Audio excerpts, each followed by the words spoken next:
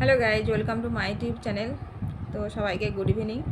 তো এই দেখো আমাদের হাতে কিন্তু এই দেখো 5টা আঙুল আছে, ঠিক আছে। তো এই প্রত্যেকটা আঙুলের নাম রয়েছে, অনেকেই জানে অনেকে আবার জানে না। তো আমি আঙুলের নামগুলো বলে দিচ্ছি।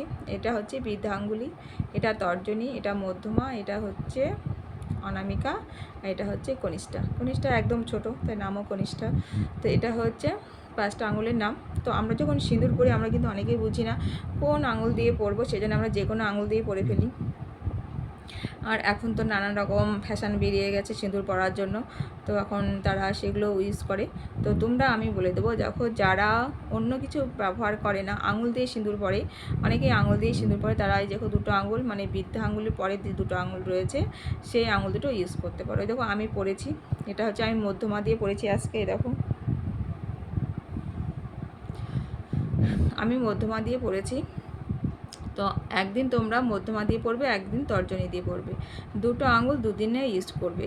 আজকে যদি এটা তর্জনী ব্যবহার করো, পরের দিন মধ্যমা ব্যবহার করবে, তারপরের দিন তর্জনী ইউজ করলে তারপরের দিন মধ্যমা ইউজ করবে। এই দুটো আঙুল দিয়েই পড়বে, অন্য আঙুলগুলো দিয়ে কিন্তু সিঁদুর পড়বে না। এতে কী হবে, তোমার এই সংসারের আয় উন্নতি হবে। আর আর যে কর্তা তার তো হবেই, ঠিক আছে, তার সব কিছুই উন্নতি হবে। তো সেটা তো আর একদিনে হয় না, একদিনে কোনো কিছুই হয় না, সেটা ধীরে ধীরে আস্তে আস্তে হবে। তো তোমরা এই দুটো আঙুল ইউজ করতে পারো সিঁদুর পরার জন্য। ওকে, বাই, টাটা।